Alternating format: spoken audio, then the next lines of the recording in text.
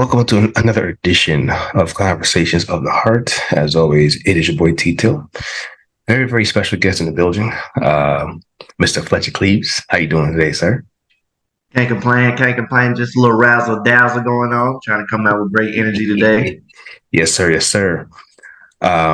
So I'm not going to tell his story, but what I will tell you is that he is a motivational speaker. Has shared his testimony across multiple platforms across the world. He's been seen on ESPN. College Game Day. Man, over 400 high schools, colleges, and businesses. He has the nickname the Wheelchair Nomad, and we'll get into that in a few minutes. But he travels the world, traveled to many countries, right? Living life and things like that. And he discusses various issues, and we're gonna get into what those are in a second. But for the people who don't know you, Fletcher, just tell them a little bit about yourself. Who are you? And tell them just a little bit about your journey, man. Okay, absolutely. So you said a little bit. I'll keep it brief and high level, so to speak. But my name is Fletcher Cleese, born and raised in Memphis, Tennessee. And, I was blessed enough to be physically gifted on the football field. And I was blessed enough to receive a football scholarship in 2009. Just after everything I had been throughout the younger tenure of my career, with being told you're too small to play high school, you're too small to play you'll never start at varsity, you'll never get a scholarship, you won't play collegiate ball. And I had proved so many doubters wrong. So I just continuously to strive and do that throughout my whole life. And I did that all the way up to college, and I was able to obtain a football scholarship and a roster spot as a true freshman. And it was a great time to be Fletcher Cleaves at the time. It was, school's going. I'm in classes about a week or two. Girls know my name around campus. I'm feeling good about myself. But unfortunately, on September 10th, 2009, my roommate and I were leaving Buffalo Wild Wings, getting prepared to watch the first NFL game of the season. And a lady was texting and driving, not paying attention on the road, and she ran us off the road, causing us to flip into an embankment, which the car flipped into the ditch. And once the car flipped into the ditch, it landed upside down and caved the roof in. And when that roof caved in, it broke my neck in two places. And it just knocked me unconscious and paralyzed me immediately. My roommate was ejected from the vehicle. He faced his own troubles and physical difficulties, but it brought us here today. And as you mentioned, I just have continuously strived and wanted to prove people wrong and just let them know that adversity happens to everybody, man, but it's not what happens to you that defines you. It's how you respond to it. So I chose to respond in a positive manner, and I did so many unbelievable things throughout this journey of becoming a quadriplegic, and Bruce brings us here today. Now listen, first off, hats off to you, man.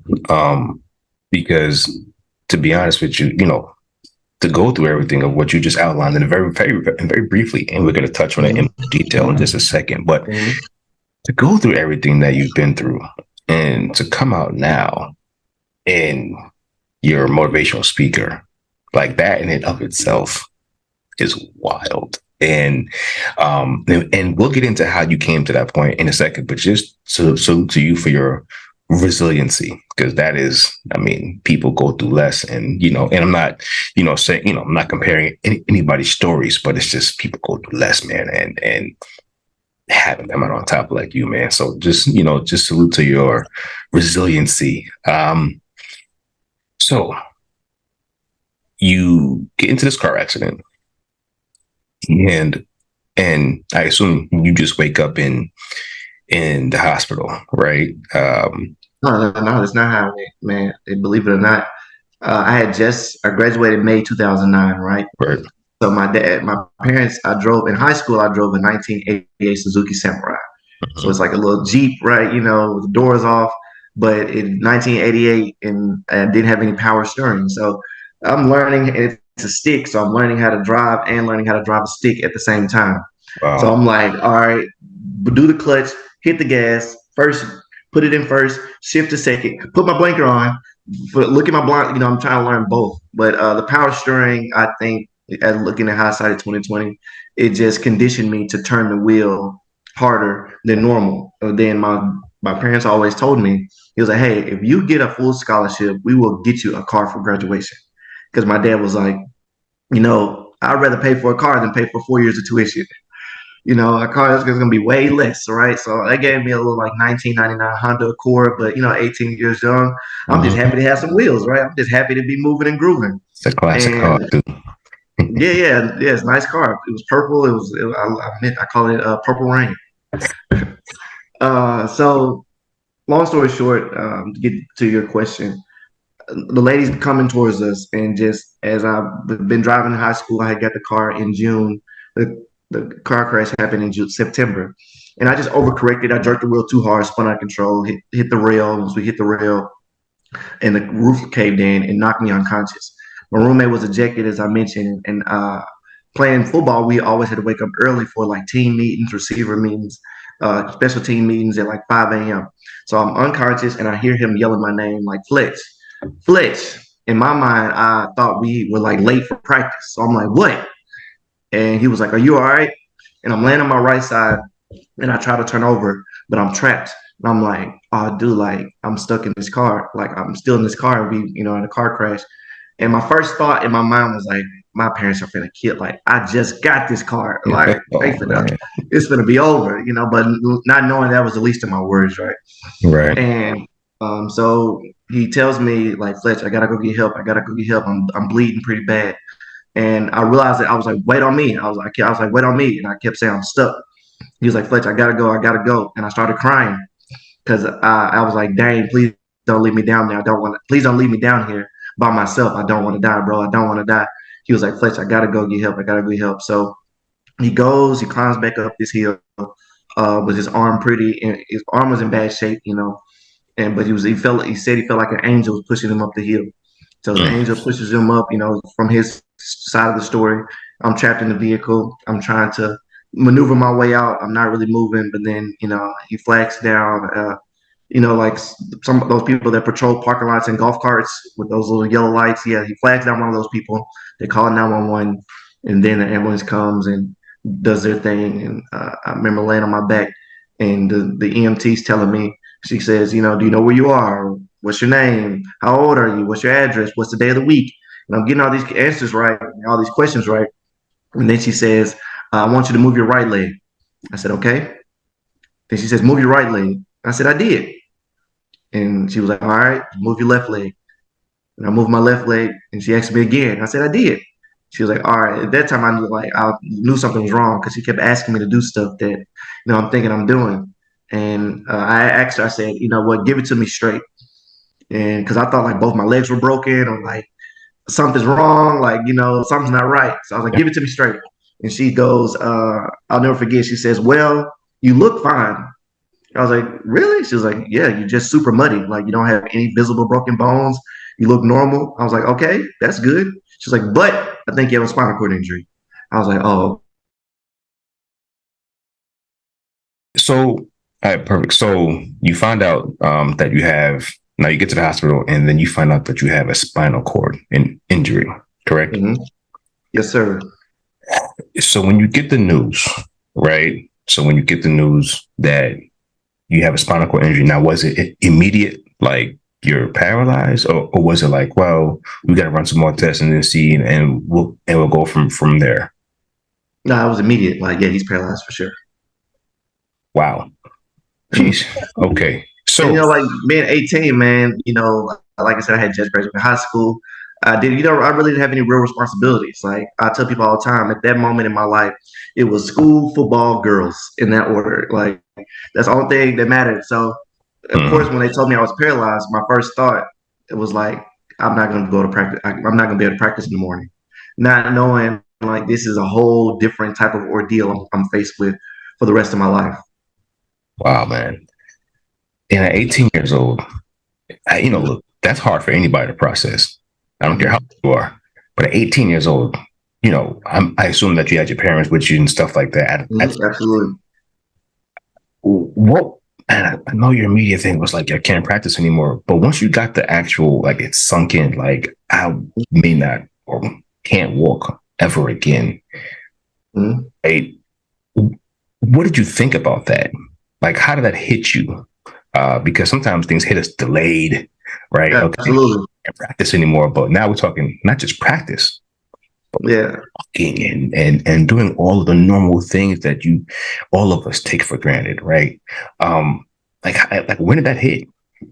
I would say like the first couple of days, like so I was already in the hospital 10 days, which is phenomenal for the type of injury I went through. So throughout the 10 days of in the hospital, I just was extremely optimistic and like I said, I really didn't know much about it. So I'm like, you know what? Like they don't know who I am. Like I've been resilient my whole life. Like I'll get over this. Yeah, I'll be probably walking in a year and back on the field in 2 years, right? Mm, So I'm like, man, they don't know what the doctor know what they're talking about.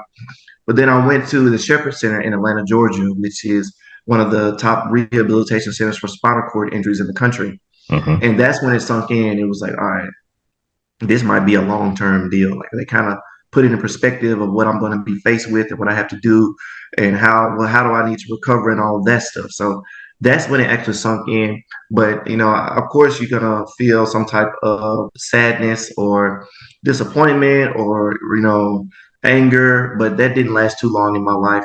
I'll say I was probably feeling those emotions for maybe 24 hours. But then I realized, like, hey, Fletch, it ain't no point crying over spilled milk. What you gonna do to get over it? Like that football mentality immediately kicked in. It's like next man up.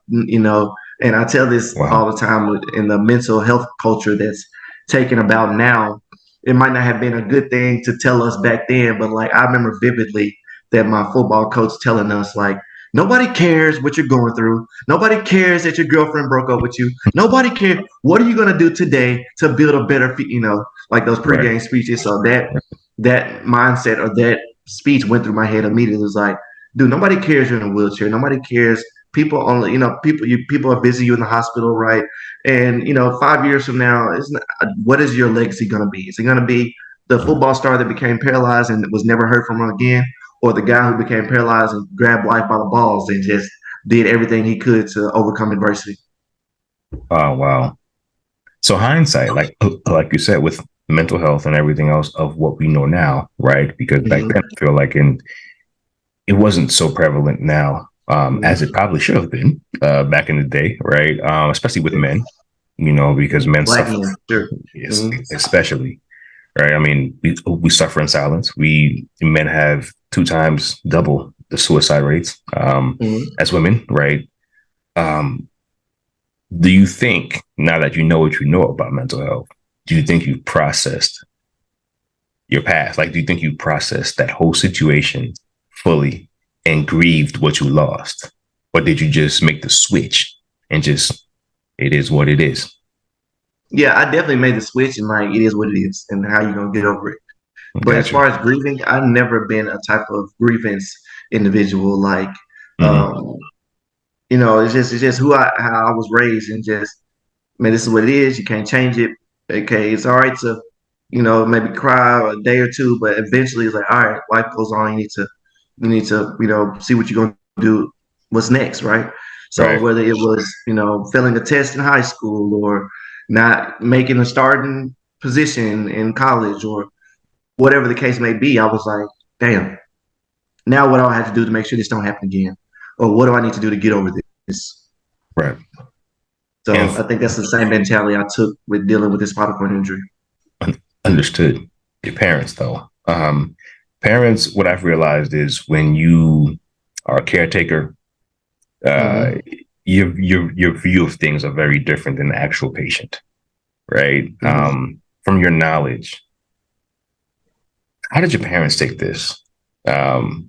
Just look, I mean, mom, their mama bears, they get scared, what I'm saying, like fathers may not show their emotion, but sometimes they could be shook too with certain things, man. Yeah. But like how did your parents how do they approach this situation with you?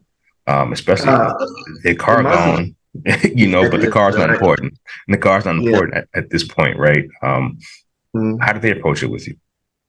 My family's always dealt with using humor to get over a lot of situations. But as you mentioned, the mama bear has always been the type of figure to nurturing and all that stuff. But during this situation, it was the exact opposite. My pops took it the hardest, man, because I'm an only child, Mm, and he never missed like my dad never missed like any practice football. Every game I've had since Pop Warner, my dad has been at every single one of them. I'm talking mm, about at every sport, from baseball to soccer to basketball, community center, little league, all that stuff, right? Of course, my mom came. She wasn't really the sports figure, so she came to like right. senior night, homecoming, Yep. big games, right? Yep. Mm-hmm. Yeah, but like away games and stuff like that, and all of my mom wasn't really coming to My those. bad. Yeah. So my pops, and it consists of this in my book. They each have a chapter of just how the emotions they went through, finding out their only son is now paralyzed. Mm, But after talking to him and listening to a couple of interviews he did, he was like, "I've watched my only kid, my only child, my baby boy, accomplish so much, and to the doctor to tell me that he'll never be able to walk again." He was like, that was like a knife to the heart. It was like I'm used to seeing him running and jumping and playing and getting in trouble and all that stuff. mm-hmm. And so my pops took it the hardest. And like to this day, as I've been paralyzed coming up on, was it 14 years almost? Yeah, September next month it'll be 14 years, I believe. And if he's in the audience in a presentation, he still cries. It's Yeah. like I'll look in the audience of 3,000 and look at my pops and like he's over there bawling. I'm like, dude, you've heard this story 50 times. Like he's still crying. Yeah. The one thing, from what I understand, Mama always tells me, she's like, you'll never understand Until you have kids, yeah. until you have kids. And she's like, it's emotional, it's different, it hits different. And from a caretaker's perspective, you feel helpless. And I Mm-hmm. think that's one of the things where it's just like, I wish it was me instead of him or her, Mm-hmm. right? Like it's hard to watch the people you love suffer. And even if they don't appear to be suffering, it's still hard to watch the person that Yeah, once was.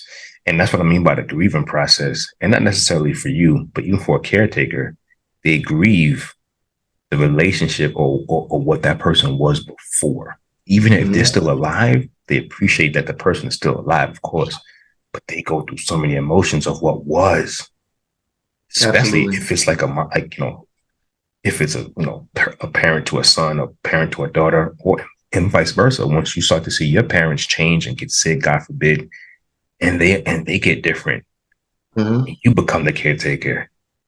Your eyes see it so differently because you start to agree with what they were, and it's like it's different, man. It's And different. that's exactly what made me want to be so independent and be like fulfilled and do so much because watching my parents just go through the rigorous of taking care of me. Of course, I was 19. Now I'm 19 at the time. And just, I'm still learning my body and they're helping me get dressed and they're putting me in the car and breaking my chair down and just watching them go through their process and then hearing like my mom like breaking my chair down and she get in the car and she's like, my back is killing me, and watching my Mhm. dad get me dressed and his knees are hurting and just because, or his back is hurting because he's bending over in the bed, putting my shirt on and stuff like that, or they're waking up early at 5 a.m. to help me get dressed for an 8 a.m. class, and I was like, dude, you gotta move out, get your stuff together. So, because you're killing your parents, man. Like they're literally withering away trying to take care of you, and that's what the mentality I had. Wow, man, and that in and of itself is amazing because here you are, you're in a situation that you never asked for. Mm-hmm. You're in this particular position. You can't walk anymore. It's not your fault, and you sitting here Mm-hmm. thinking about them and their aches and their pains, and the importance of getting back to your independence in a new way, right? Mm-hmm. So you say, you know what, cool, this happened. So when did you begin that college journey? Um, I know you went to the University of Memphis, right? So Correct, correct. So how long, between the accidents instance and when did you start college? Yeah. So the car crash happened in September of 2009. Mhm. I was in the hospital 10 days. So I went to like the Shepherd Center in Atlanta, Georgia, like the 19th to 20th, somewhere around there. And then I was there from September 20th to, I want to say, the next, so like September, October, November, December, January, like almost a year, like a year and a half. Mm. So I'm in therapy about a year and a half. So of June 2011, I want to say, is when I started. I was like, let me just take one class in the summer to see, how it's going to be being in my chair and push it on campus. And I just took one class during that summer, and then that next spring, I had a full schedule. And there, I graduated in 4 years and got a degree in computer science. Man, that's amazing, man. That's super amazing. And so now, college graduate, new life, right? Mm-hmm. Completely new life. And now it's like, now let me ask you this. Now, I know like you were the baller, like, football, like star and things like that. Did people know you in college? Like when you went to college and things like that? Yeah, because it was Yeah. my hometown, so a lot of kids went to home and school. I'm from Memphis, University of Memphis. So of course you got a lot of kids like, oh, Fletch. It was some people that didn't even know I was in a wheelchair. Like Wow. I would be in the UC or on campus chilling, and somebody would be like, Fletch, what the hell?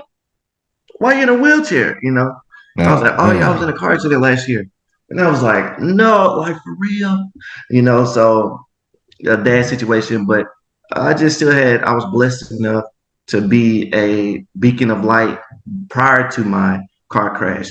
And people just gravitate towards me. I've always been told I had great energy and I was a people person. I had so many friends. So making Mm-hmm. friends, even wheelchair or not, wasn't hard for me at all. And just people just helped me so much. Man, if you need something, let me know. I remember when we was in high school, you helped me with my math test. I remember you took up for me. It was Mm-hmm. time. It was a time I got suspended in eighth grade. It was just because it was two guys beating up one guy, and I didn't know what they was fighting for. I just didn't like it, so I jumped in. Yeah, I So just now didn't like you it. so now the tables have turned and you've reaped Yeah. what you sowed Mm-hmm. on a good level. Good, it's that good karma, man. Man, so all right. So now you still got friends, you still got a good village, you still got good family, graduate, graduate college. And now you begin working, right? So Mm-hmm. what made you say, hey, look, I'm working, got my degree, I'm good. I'm in a good place. I'm probably on my own at the time now. Like you're moving and grooving. Mm-hmm. What made you want to flip the switch to become a motivational speaker? And literally, you've been across the United States. Like you've been featured, right, on various networks, right? Mm-hmm. So, what was that switch like? And when did you decide to make that switch? Yeah, so I've always been goal oriented. So, Mm-hmm. and I just think have this weird condition with school. Like the objective, you're in the first grade, the objective is to make it to the second grade. Second grade, objective to make it to the third grade, so on and so forth. And then you get 12th grade, you like go to college now, it's freshman and senior. So my sophomore year, there was like internship was a big thing. So I was like, let me just get some internships. So boom, I got an internship, my 10th grade and 11th grade, two different companies. St. Jude Research Children's Hospital here in Memphis and AutoZone headquarters here in Memphis. I do phenomenally well. AutoZone offered me a full time position my junior year, like even before I graduated. I was like, I still got a year of college left. I was like, we don't care. Just graduate and you got a job. So my senior year, I'm like, I'm barely paying attention. I'm literally just trying to graduate because I already got a job, right? Right. And so once I graduated and I began working and doing the 9 to 5, I didn't have much to look forward to anymore. Like I would wake up in the morning, go to work, and then when I come home, there was no more homework. There was no more projects. There was no more need to study. So I had so much free time. Like Mm, after five mm, o'clock, just I was like, dude, I'm bored out of my mind from 8 p.m. until. So I was like, I just started volunteering and doing different things. And I remember that somebody asked me, "Hey, my high school team has a big game coming up. Do you mind giving a pregame speech to the football team?" I'm like, "Yeah, no problem." And this time I was still in college, so this is before I graduated. And I was like, "Yeah, no, sure, no problem." And I go out there and I do my thing, and I'm like, "Hey, as you can see, tomorrow's never promised. Go out there, give it your all, ball out, right?" Someone was like, "That was a phenomenal speech. Can you come give your testimony to my youth group?" I do that. Then it was like somebody in the crowd was like, "Can you come speak to my entire eighth grade?" Then somebody was like, "Can you come speak to my ninth grade? Can you come speak to the senior class?" And one high school, AT&T was in the audience because, as y'all mentioned, my car crash happened because the lady was distracted driving. So it was like AT&T was putting on this event and that with the goggles and the machine and getting kids to walk the line and all that fun stuff. And I gave my little testimony. I'm newly a presenter. I'm reading off a piece of paper. I haven't, I'm just going out there and telling my testimony. AT&T rep says, "Hey, you have a great testimony. Let's stay in contact." A year later, the guy reaches back out and was like, "Hey, I just got a call with ESPN. They're looking for an athlete that's been affected by distracted driving. They want to make a commercial for you." Once that commercial aired, it just kind of took off. So the commercial aired, and then I Wow. started speaking at the high schools in surrounding areas. Like it expanded from just Memphis to like Arkansas, Louisiana, and then the better I perfected my craft, I started recording. Social media became a thing, and Hmm. now I'm on planes at Ohio State and California, and now we're here today. Wow, man, that is incredible, man. That isn't just a that's a crazy chain of events, to be honest with you, man. But nobody Exactly. deserves it, but nobody deserves more. And I appreciate it. so now I know your mentality. I know your mentality is just to get the past, keep going. Don't worry about it, Mhm. right? But for the woman, right, that caused the incident, right? Mhm. Have you spoken to her ever since that point, since that part? Um, since the accident? Like, have you actually had a chance to sit down with her, speak to her, and have that conversation? No, man, I've never met her. So, Wow. as I mentioned, I swerved to miss her, and she never stopped. So technically, it was a one car accident. She never stopped. She kept going. I never met her, but that image or her face has been, you know, burned in my head forever. Like if I see her in like Walmart, I'm like, that's the lady. Like I'll never forget her Wow. face. Right? You know, but Wow. um, And that's but like I crazy. said, that's Somebody between can do her and that. her God. I try not to think about it because, Right, of course, right, you get angry and all. Like, why? First of all, why weren't you paying attention? Second of all, why didn't you stop? Because I know you saw us fly up that road, And right. then forensics did their thing, and of course, they weren't able to find much. So it is what Wow. it is, man. That's crazy. And the passenger, like your friend, Hmm. not going to get too much into his story, but is he good?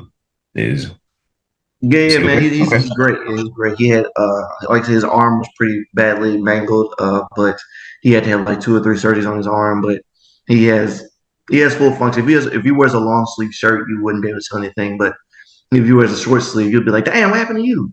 Like it's visible. Right, But right. like I mentioned, I just left DC. He just got married this past weekend. I was the best man at his wedding. And congratulations to him. And I'm glad that he and him, for the most part, is good. For Um, sure. Man, so like looking at your life now, all over the TV, all over social media, speaking to hundreds and thousands of people, right? In this current state that you're in, right? And Hmm. in your trajectory before the accident was football star, right? Hmm. And it's hard to see it to say, hey, if I would be going to the NFL and going that way, right? Man, but where you're at right now, right? Hmm. It's like your trajectory. I want to say it's almost it could be almost the same, right? Like, but in your career, um, you're top of your career. Like when it comes to speaking, like when it comes to motivating, when it comes Hmm. to being impactful, right? You're still booked.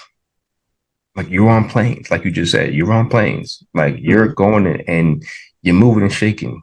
You're still getting the bag, right? And not that money is important because I know in football you probably with your mentality you probably would have been incredible with that too, man. But the impact that you're probably having on people, like right now, it's like amazing, right? Thank you. Um, Yeah. and you took the time to write a book also, so you're an author too, Yes, right? sir. So, like, you accomplished so much. I was obviously within the last 10 years or so of your life. You've done a lot with your life. I want to get into the book a little bit. The name of the book is "The Sky Is Not the Limit: The Fletcher story," right? Correct. So Correct. So, what made you write this book?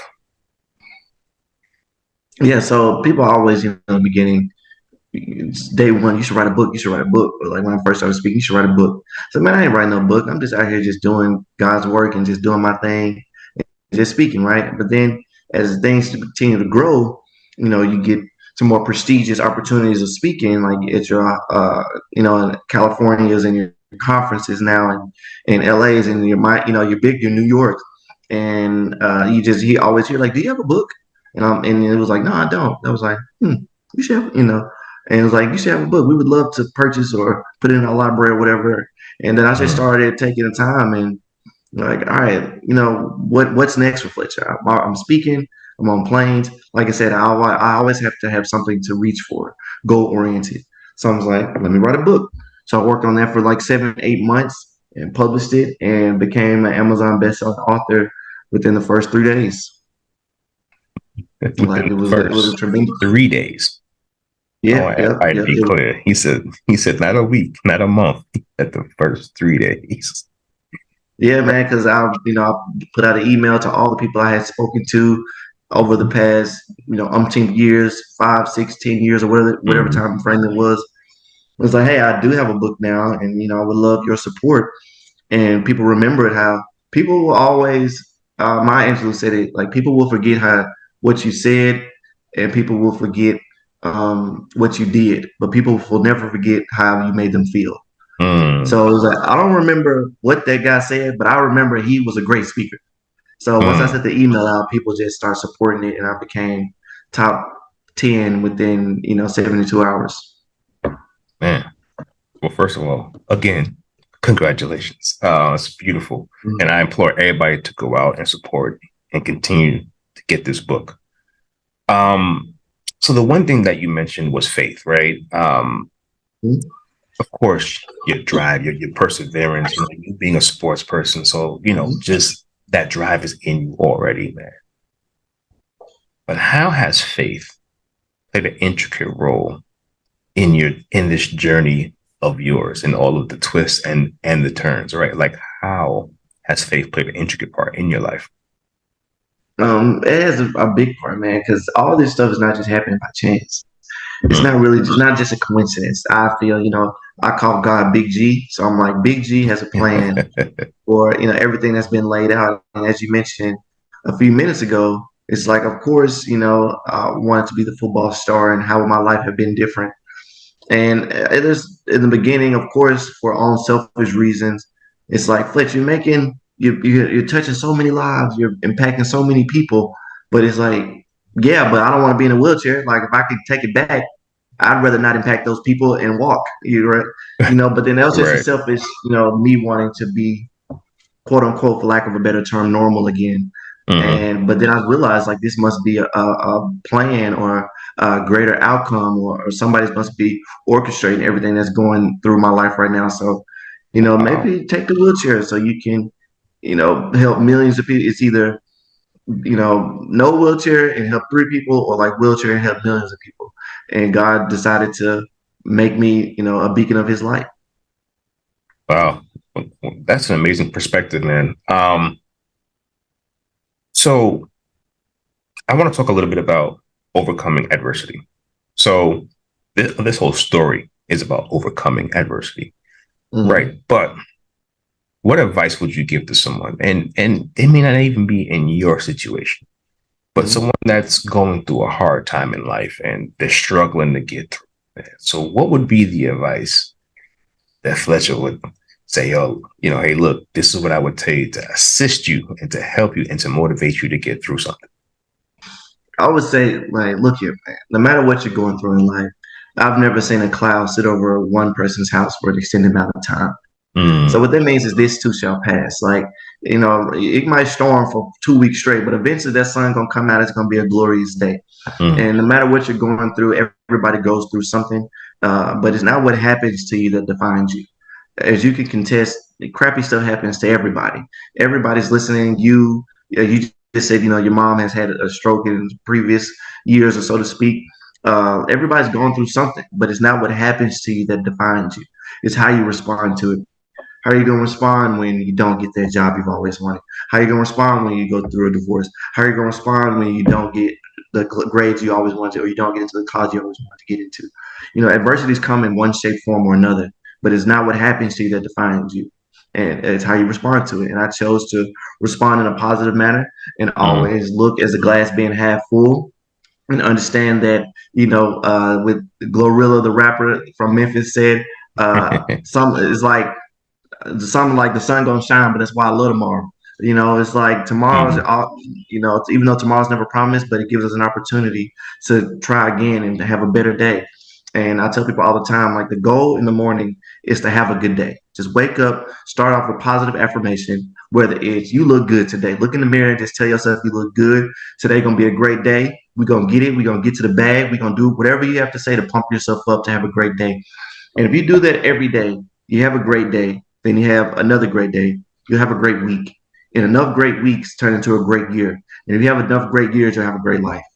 Mm. Man, that's powerful, man. One, I see why you do what you do, man, for sure. Um, you got a nickname, man, the Wheelchair Nomad. Man, how did that come? Mhm. Like, where did that come from? How did that come up, man? What happened there? Yeah, man. So flex being flex, I'm newly injured, watching all my friends enjoy being college freshmen because I missed my whole year of freshman school Yeah. in therapy. So I'm on Mm-hmm. Facebook, making progress updates. Hey, learn how to put my shirt on today. And of course, Fletch, we love you, man. We're praying for you. And then I'm scrolling Mm-hmm. through Facebook and I see them all in Panama Beach and spring break and all Yeah. these fun activities and doing stuff. I'm like, y'all ain't finna leave me. I want to go too. So I tell myself, what do I need to do to get to a position where I'm able to travel? Like I said, me being very goal oriented. I was like, all right, if you want to be away from your caregivers for a extended amount of time, you need to learn how to do X, Y, and Z. So boom, work on X, knock that out, work on Y, knock that out, work on Z, knock that out. And long story short, I go back to college and it's a spring break. I'm like, hey y'all, like, that was like, hey, let's go to Nashville with Fletch. He's never been away from his parents, and it's only a 3 hour drive. So we go to Nashville, we kick it, and we're not even really doing nothing. We just in the mall, going to the movies, going to restaurants. We're not even old enough to drink. We're not even drinking. We just playing Uno. We got board games in the Mm-hmm. hotel. We just hitting the hotel pool. So it was just that energy and that feeling so like a normal teen or I wasn't teen, I was 20, but a normal college kid again made me like okay, well, this is exciting just to be around my peers and have a good time. So we do Nashville, then we do Mardi Gras. Then Mardi Gras, we There. ball out in Mardi Gras having a fantastic time. And Yeah. then we do Dallas. Like we rented a 15 passenger van and it's 12 of us. And we went to Mardi Gras. Then we next year we go to Dallas and go to Six Flags and Papados and all this. We just kicking it and just being at the time 21, 22, 23-year olds just enjoying life, man. Mm. And then, someone was like, hey, like, we think we could do a plane? Yeah, let's. We hit Vegas. We hit Vegas. And I'm like, okay, that wasn't too bad. We hit the taste of Chicago. We hit Miami, South Beach. And then after, then it just started to, we hit Vegas again. So then I look at my financial, my financials. I'm like, dude, you've been to Vegas twice this year and Miami twice this year. How much is a flight to Italy? I looked that up. I'm like, damn, it's not that bad. So Mm-hmm. I go to Italy, then I go to Paris, and I go to London, and I fall in love with the different cultures and different how people like me being an Mm-hmm. extrovert and a people person. I'm like, Mm-hmm. man, this is dope. Like y'all eat this, y'all do this, y'all move like this, like just people and all and like how there are different black people, how black people move in Paris, how black people move in London, how black people move in Rome, and I'm just loving it, and I'm falling in love with all of it. So I just continuously travel, and I started making posts about my travels, and I was going everywhere all the time, from domestic to international. And somebody was Mm-hmm. like, "You're like a nomad. Like you're always going. Fletcher always going. You're like a nomad." And me being the jokester I am, I was like, "Yep, you can call me the wheelchair nomad." And it kind of stuck. I just started making posts like the wheelchair nomad, and I joined these different travel groups. And I knew it was taking off when I went to the Taste of Chicago. And my cousins, we go to the Taste, we have a good time. We go into a nightclub. We pull up in front of the nightclub. They put my chair out, pick me up, put me in my chair. There's a line to get into the club, and a lady walks up to me and was like, "Excuse me, are you the wheelchair nomad?" I was like, what? Like, how do you know that? She was like, I'm a part of the travel group. And my cousin said, I see your post. I just want to know you're an inspiration. I was like, oh yeah, I gotta stick with this. So and Yeah, it just took me. man, that's fire, man. Man, that's how you know that you on, man, because it's like, yo, are you that guy? Like you him? And you like, I'm like, yeah, how do you know that? I'm him. Yeah, I'm him. Yeah, I'm him. Man, that's so amazing, man.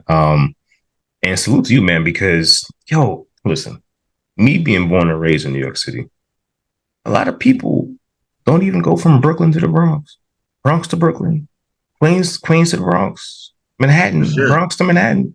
That's just a It's just like borough. that in the South. Don't get it, Yeah. you know.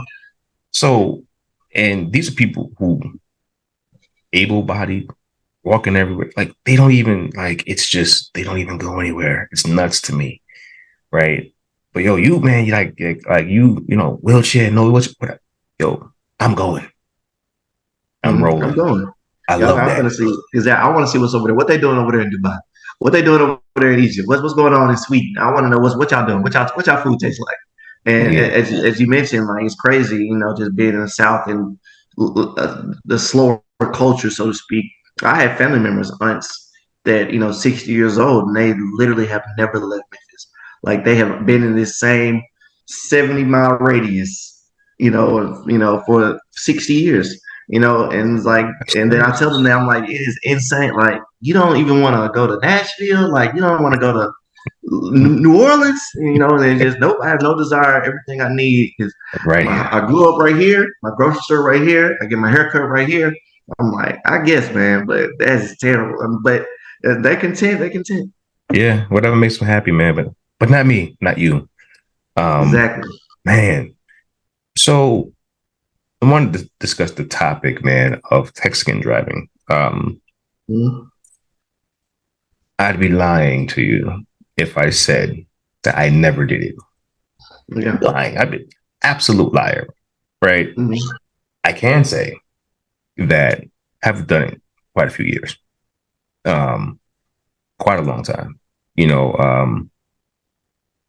and because and this is even obviously before we even connected. I mean, this is years. Like it's dangerous. Um, I had a friend die because somebody wasn't paying attention to the road. Wasn't texting, but wasn't paying attention to the road and swerved and killed him and his newborn and his fiance. You know, um, was alive but was severely hurt. People don't understand, right? Just the impact of just being distracted and driving can do. Whether you're texting, whatever it is you're Mhm. doing with your hands, you're not paying attention, whatever that is for you, just being distracted and driving is a severe hazard. And it was a bad habit of mine, like in my 20s. I mean, in my 20s, I was so arrogant. Oh I, man, you're not by I thought yourself. I could do anything. I'm like, me get into an accident, texting and driving, never me. Never. Yeah, never Never me. me, bro. Like, I'm safe. This guy is safe. Not y'all. Exactly. Not y'all. Y'all Y'all bad. crazy. I'm safe as you hold a cheeseburger and your boy holds the wheel while you're driving. Hey, bro, grab the wheel right quick while I eat this cheeseburger. Mm-hmm.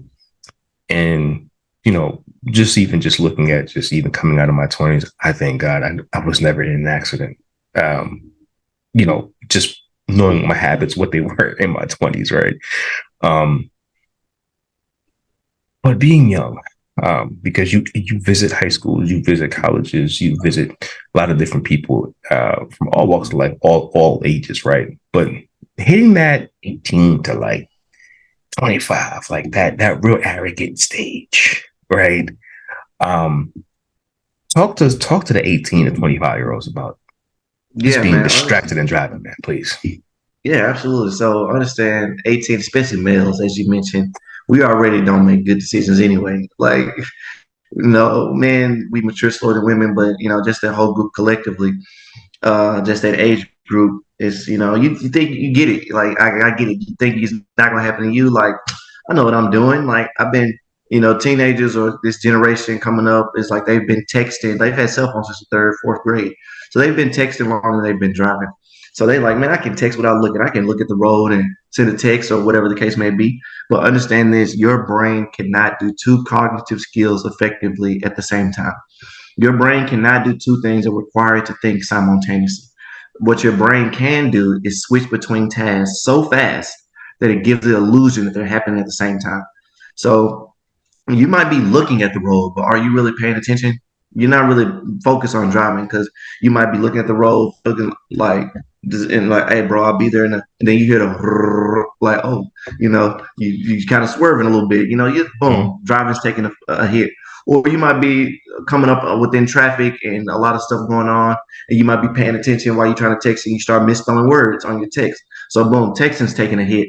So what they're saying is you can't do two things at once simultaneously. And I do a demonstration during my presentations, and the people that's out there listening, or if you want to give it a try one day, just take two writing a pen, a piece of paper, two pens, and a piece of paper, and try to write your first name and your last name at the same time with two separate hands. Your first name with your left hand, your last name with your right hand at the same time, and watch how one hand will move and then another hand will move, or both hands will move, but then you're not really writing legibly. And Mm. I've had people misspell their own names, and it's like because your brain's like, I can't do which one do you want me to do first? I can't do both of these at the same time because it's requiring me to think. And and I tell teens all the time, I know you said 18 to 25, but let's take it down to like 16 to 25. Yeah. Teenagers and young adults are 60% more likely to be involved in a car crash if they're distracted. So if they're Mm. doing anything besides paying attention to the road, whether it's eating on the phone, playing with their seat, anything besides driving, you're 60% more likely to be involved in a car crash than if you weren't distracted. And if I told you, T, you were 60% more likely to hit the lottery if you wore a black shirt every day. Well, you wear a black shirt every day, right? Yeah, 70% of the time, bro. Yeah, I'm outside 70% of the time in a black shirt. Yeah. 100. there Yeah. you go. Like if I told you 60% more likely to Yep. whatever, you would do that. So if I'm telling you 60% more likely to get in a car crash, why would you even do it? That's more than half. If you reduce more than half the percent, if you just not even just like something hard, just pay attention. That's a fact, man. And this includes driving impaired, you know, drinking and driving. It includes driving while you're sleepy. I've done, like, honestly, man, drive, and the people, and again, the arrogance of people, right? They work a lot of hours. They've got a lot of stuff going on in life. And they go out and they're like, oh, well, I should be good. I'll drink a Red Bull or tea, Let the whatever, windows down, coffee. turn the air on, turn the music Yeah, up. turn the music up real loud. I'm trying to tell you, the music don't work. It don't work. I know firsthand, just it doesn't work. I've like I said, God was watching over me because I've driven when I was tired and stolen off, and you go, whoa, like, Yeah, whoa, like God, like tripping. it scares the Yes. heck out of you. That will scare you into just being like, I'm I never ain't even doing sleeping no this more. Yeah. again. Yeah, right. And so it, knowing that you're not, or knowing that you're human. You're not a superhero. You're not a Superman. You're not a Superwoman. Like if you need rest, get rest. Take a now in this day and age, you have tools. Before they had taxis, sometimes I know taxis are annoying. I get it. They got Mhm. Ubers. They got lifts. Whatever you want, they got for you to say, yo, I'm gonna leave my car here. I'm just gonna take an Uber Tripping. because I'm Yeah, tired or I drink too much or whatever your reasoning is. Do that, right? Because absolutely agree, man. things Absolutely agree. don't have to happen. They don't have to happen. They do. Right? You don't have to text and drive. You don't have to drink and drive. You don't have to be tired and drive. Like you don't have to do those things. Now, if an accident just happens and two people are just sometimes obviously those things happen. But these type of things do not have to happen. It's our arrogance that makes it happen. Hmm. Right. And that's the unfortunate part where things like this happen. But what I will say to you is you are someone that when they say make lemonade out of lemons, like you have made like superior lemonade. Like you have made the best lemonade anybody probably has ever had out of a situation, bro. And I just want to say, one, thank you for one still being here because For lots sure. of a lot of people sometimes things happen and they go down a bad path, Yeah, absolutely. and next thing you know, they're no longer here. And Man, don't thank me. That's all Big G. yes, sir. Well, yeah, well, at the end of the day, we thank God for you. You know what I'm Yeah. saying? But it's also the drive, the perseverance, and the will to want to do more and to want to bless people and impart your knowledge into them. And I know that they've learned a lot by your testimony, and I can appreciate the vulnerability of even telling your story. Absolutely. Some people might move on and they say, but I don't want to relive it. I don't want to tell it. And that's their right. And that's their prerogative. Mhm. And if that's your process, this it's no slight on you. Yeah. But props to you for saying, I'm going to turn my test into a testimony. Um, For sure, because and not easy. mention what you said also, like and I tell when I speak, because I speak at so many different events, and like when I speak like business conferences or business endeavors, when you take I'm talking about turning lemons into lemonade, and I say this quote when I talk to like a business savvy audience, I'm like turning lemons into lemonade is easy. Anybody can do that. Children do Mm-hmm. that, Mm-hmm. but have the business savvy or the cognitive mindset to not only have lemons, have something sour happen to you. It's not about turning lemons into lemonade. Take it from me. I didn't turn lemons into lemonade. I took lemons and planted the seed and started a lemonade business. So it's like I like turn it. that. You can, two lemons, three lemons. Can make what, one pitcher of lemonade. No, no, no. Take the seed, plant the seed, and then make gallons of lemonade and start a lemonade business. Take something bad, figure out how to turn it into a positive, and then figure out how to monetize it. Mm. That, and that's a whole bar. I like that, man. Yeah. And you definitely made a lemon business. Like, yeah, you definitely have ESPN, college game day, over 400 schools, high schools, colleges, and businesses. Mm-hmm. You've made a name for yourself. You always have made a name for yourself. Now it's just in a brand new arena, and they always talk about the man in the arena. You are the man in the arena, man, and you're doing some amazing things. So the next thing that I want to talk to you about is um, where can people, you know, find you, right? If they want to book you, if they want to buy your books, if they want to see your story, if they want to read about you, man, where can they find all this stuff, man? Absolutely. They can find me, all social media platforms. But if you go to just FletcherCleaves.com and roam around, you'll see my Instagram, YouTube, the AT&T commercial. I recently did a TED Talk, which was a phenomenal opportunity for myself. CBS interview, which they did a great job on that. And just go to my YouTube. You can see different presentations I've given. You can see a Wheelchair Nomad episode that was filmed in Mexico, and we had a Mm, phenomenal time doing that.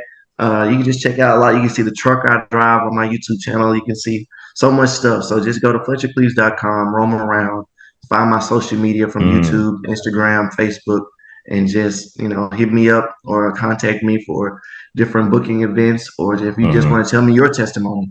I'm definitely, people think, and it's kind of humbling. I try to keep myself humble, but like mm, because I've been on different TV shows and mm, all these different avenues, people think I'm like unreachable. So like I'll get a message or a Instagram message or a Facebook message, and I'll respond. And I was like, "Oh my god, like you really responded?" I'm like, "Yeah, what do you mean? I'm sitting at the house chilling, watching TV." Yeah. And it's just like, but mm, and so I definitely respond to all my messages, and if I don't, send me two messages, and please let me know your testimony and mm. how I can help you within your journey. Man, that's dope. And you said that you driving a truck now. You said that you driving a Yes, truck sir. now. Oh, you out here Mhm. rolling. Oh man, like you. Yeah, okay. Oh I yeah, gotta man. check out I that had truck to get video, to. man.